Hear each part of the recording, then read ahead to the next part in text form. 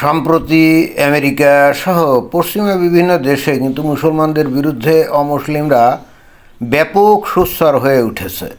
অতীতে পলিটিক্যাল কারেক্টনেসের নামে তারা কিন্তু মুসলমানদেরকে নাম ধরে বা ইসলামের নাম ধরে তেমনভাবে কোনো আলোচনা সমালোচনা করতো না। যদি এটা করা হতো তাহলে ওদের দেশের লোকজনই ওই পলিটিক্যাল কারেক্টনেসের কারণে তাদেরকে বলতো যে তারা রেসিস্ট।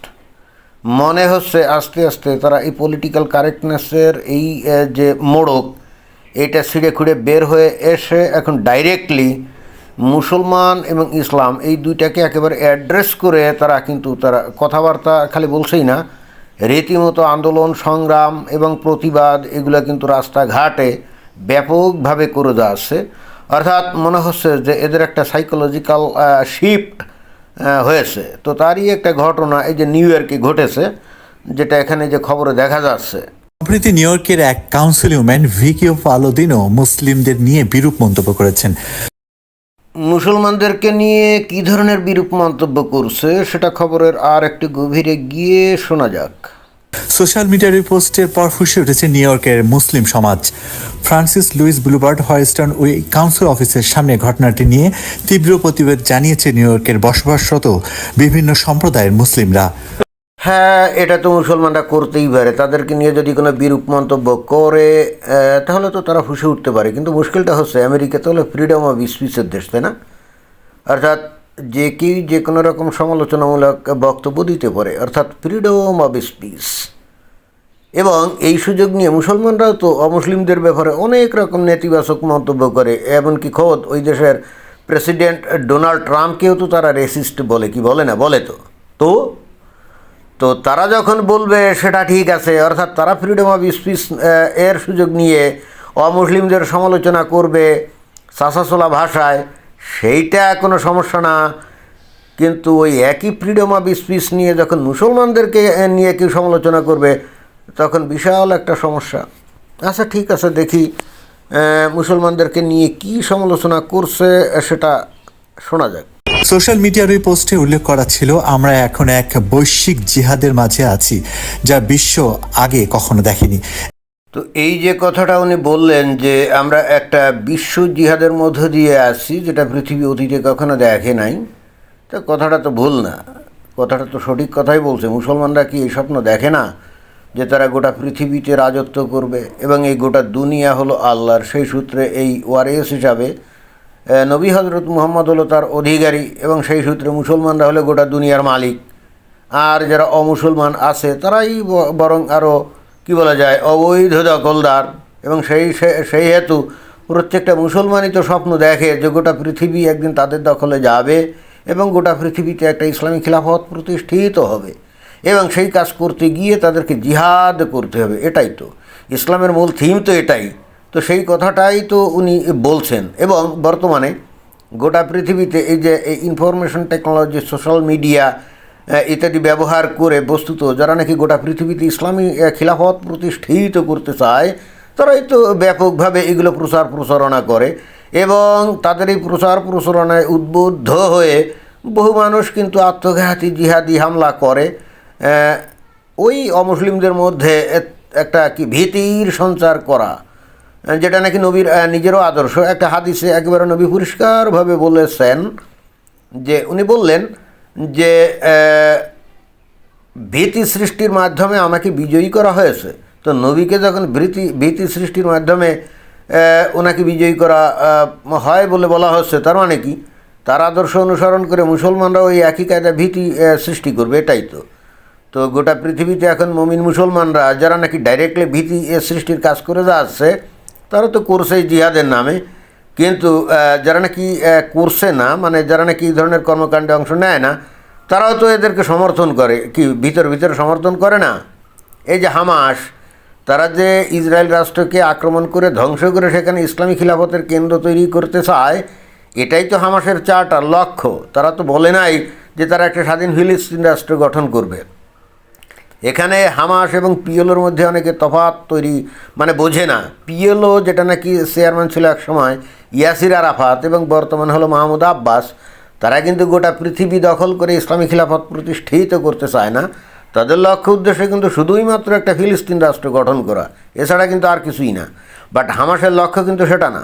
হামাসের নীতি আদর্শ এটা হলো ওই যে হাসান আল বান্না কর্তৃক প্রতিষ্ঠিত 1928 সালে যে মুসলিম ব্রাদারহুড ছিল তারই আদর্শ।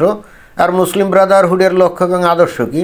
গোটা পৃথিবীতে ইসলাম কায়েম করে ইসলামী সাম্রাজ্য প্রতিষ্ঠা করতে হবে, হয় ডাইরেক্ট জিহাদের মাধ্যমে, আর যদি জিহাদের মাধ্যমে অস্ত্রের মাধ্যমে সেটা করা না যায় তাহলে কী করতে হবে? ইনফিলট্রেট করতে হবে, অর্থাৎ মুসলমানদেরকে অমুসলিম দেশে শান্তির বাণী প্রচারের নামে, অথবা আমরা খুব শান্তিপূর্ণ মানুষ, ইসলাম শান্তির ধর্ম, এই সমস্ত কথাবার্তা বলে অমুসলিম দেশগুলোতে ইনফিলট্রেট করতে হবে, তাদের হিউম্যান রাইটসের সুযোগ নিয়ে, তাদের মানবিকতা উদারতার সুযোগ নিয়ে, গণতন্ত্রের সুযোগ নিয়ে, এবং তারপর তাদের দেশের ভিতর থেকে এইবার আস্তে আস্তে নিজেদেরকে প্রসারিত করে আস্তে আস্তে ওই দেশগুলো দখল করতে হবে। তো এই জিনিসগুলো পাশ্চাত্য দেশগুলো দীর্ঘদিন ধরে ইগনোর করতো, এগুলো ইগনোর করতো, কিন্তু সাম্প্রতিক কালে এসে পাশ্চাত্যের এই দেশগুলোর লোকজন কিন্তু আস্তে আস্তে উপলব্ধি করতে পারছে যে মুসলমানরা আসলে কী চায় এবং তাদের লক্ষ্য এবং উদ্দেশ্য আসলে কী। যারা নাকি সরাসরি জিহাদ করে তারা যেমন ডাইরেক্টলি করে, কিন্তু বাকি যারা জিহাদ করে না, নিজেদেরকে শান্তিবাদী মুসলমান মনে করে বা দাবি করে, তারাও যে আসলে ওই জিহাদিদের প্রতি তাদের যে সমর্থন আছে, বিভিন্নভাবে তাদেরকে যে টাকা পয়সা দিয়ে সাহায্য সহযোগিতা করে, সেটাই তো তারা দেখতে পায়, তাই না? এখানে হাদিসে কিন্তু পরিষ্কারভাবে আল্লাহ নবী বলছেন কি, যারা নাকি সরাসরি জিহাদে অংশ না নিয়ে জিহাদিদেরকে অর্থ পয়সা কুড়ি খাদ্য ইত্যাদি দিয়ে সাহায্য করে, তারাও কিন্তু জিহাদিদের সমমানের মর্যাদা প্রাপ্ত হবে। তো তার মানে যারা নাকি সরাসরি আত্মঘাতী হামলা করতে গেল, তাদেরকে যারা খাবার দিল, অর্থ দিল, টাকা দিল, পয়সা দিল, অর্থাৎ তার কর্মকাণ্ডকে সফল করার জন্যে তথাকথিত শান্তিবাদী যে মুসলমান আছে, তারা যদি তাদেরকে সহযোগিতা করে, তারাও কিন্তু এই জিহাদির সমমানের মর্যাদা পাবে। এটাই কিন্তু হাদিসে, সহিহ হাদিসে নবী পরিষ্কারভাবে বলে দিয়ে গেছেন। এখন এই জিনিসটা অনেক দিন ধরে অমুসলিমরা বুঝতো না, অনেক দিন ধরে অমুসলিমরা বুঝতো না। তাদের সামনে কিন্তু এই তথাকথিত শান্তিবাদী মুসলমানরা বলতো, না না না, ইসলাম হলো শান্তির ধর্ম, ইসলাম তো কাউকে হত্যা করার কথা বলে না, কাউকে আক্রমণের কথা বলে না, এ সমস্ত কথাবার্তা বলতো। আর পশ্চিমা দেশের মুসলমানরা তো ওই অমুসলমানরা তো তাদের নিজেদের ধর্ম, অর্থাৎ ধরা হয় যে তারা খ্রিস্টান ধর্মের অনুসারী, তারা তো তাদের নিজেদের ধর্মটাকেও ঠিক মতো মানে না, এবং অধিকাংশ হলো নাস্তিক টাইপের। আর বাকি যারা নিজেদেরকে খ্রিস্টান মনে করে, তারাও কিন্তু সঠিকভাবে তাদের ধর্ম টানে না। তো এবং ধর্ম নিয়ে তারা মাথাও ঘামায় না। তারা কিন্তু এই শান্তিবাদী মুসলমানদের এই কথাবার্তা শুনে তারা কিন্তু বলতো, হ্যাঁ, ওই যারা জিহাদ করে, যারা জিহাদের নামে বিভিন্ন জায়গায় আত্মঘাতী হামলা চালায়, এগুলো হলো বিচ্ছিন্ন ঘটনা, এবং ওই 2-1 বা 2-4-5 জন এই কাজ করে বলে কি সমস্ত মুসলমানদেরকে কি দোষী সাব্যস্ত করা যাবে যে তারা সন্ত্রাসী? এই যুক্তিটা কিন্তু এতদিন ধরে কিন্তু এই অমুসলমানরাই দিত, মুসলমানদের দেয়া লাগতো না, অমুসলমানরাই দিত। এবং এই একই ট্রেন্ডই কিন্তু ভারতেও দেখা যায়। ভারতের হিন্দুরাই কিন্তু মুসলমানদের ডিফেন্সে এগিয়ে আসে।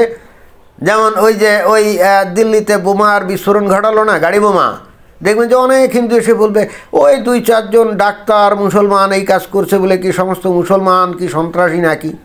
ভাই, মুসলমানদেরকে কিন্তু ডিফেন্স করা লাগে না, অমুসলিমরাই করে। আর মুসলমানরা তখন মুস্কি মুস্কি হাসে, তারা বলে যে কাজটা আমাদের করা দরকার এটা তো অমুসলিমরাই করে দিচ্ছে। তারা কিন্তু এই অমুসলিমদের মূর্খতা দেখে হাসে, অজ্ঞতা দেখে হাসে। তো এখন কথা হচ্ছে যে এই যে ডাক্তার যে নাকি গাড়ি বোমার যে বিস্ফোরণ ঘটালো ডাক্তাররা, ওই ভারতে অবস্থিত বাকি মুসলমানরা মনের মধ্যে তারা কি এদেরকে সমর্থন করে নাকি করে না, এখন মনের মধ্যে তো আপনি ঢুকতে পারছেন না, তাই না? আর সরাসরি প্রকাশ্যে তো আপনার কাছে স্বীকারও করবে না যে সে আসলে মনের মধ্যে কী ধ্যান ধারণা পোষণ করে। বাট তাদের আচার আচরণ থেকে আস্তে আস্তে বোঝা যায় নাকি। তো এই বিষয়গুলো আসলে আস্তে আস্তে অমুসলিমরা বুঝে ফেলছে, আর বুঝে ফেলছে বলেই এখন তারা ইসলামের বিরুদ্ধে, মুসলমানদের বিরুদ্ধে সোচ্চার। তারা বুঝতে পারছে যারা নাকি জিহাদি মুসলমান আর যারা নাকি জিহাদি না, নিজেদেরকে শান্তিবাদী বলে, আসলে এদের মধ্যে তেমন কোনো তফাৎ নেই। এটা তারা অনেক ঘা গুঁতা খেয়ে, কয়েক দশকের ঘা গুঁতা খেয়ে কিন্তু তারা অবশেষে উপলব্ধি করতে পারছে, এবং সেই হেতু এইবার তারা রাস্তায় নেমে আসছে, অথবা সোশ্যাল মিডিয়াতে এসে তারা কিন্তু এই সমস্ত মুসলমানদের ব্যাপারে কিন্তু বক্তব্য বিবৃতি দিচ্ছে। এবং আমরা এটিকে উপেক্ষা করতে পারি না।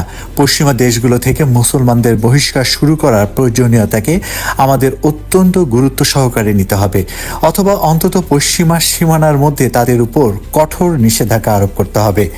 তো এই কথাটা ওনার পলিটিক্যাল এবং ওনার দেশের পয়েন্ট অফ ভিউ থেকে উনি বলতেই পারেন যে ওনারা যারা আমেরিকায় আসেন, আমেরিকার অরিজিনাল বাসিন্দা, মুসলমানরা তো আর অরিজিনাল বাসিন্দা না, তাই না? তো এখন আমেরিকান অরিজিনাল বাসিন্দারা তো কখনো এটা চাইতেই পারে না যে আমেরিকা সেটা মুসলমানদের দিয়ে ভরে যাক এবং সেখানে ইসলামী শরিয়া ল প্রতিষ্ঠিত হোক, এটা তো তারা চাইতেই পারে না, তাই না?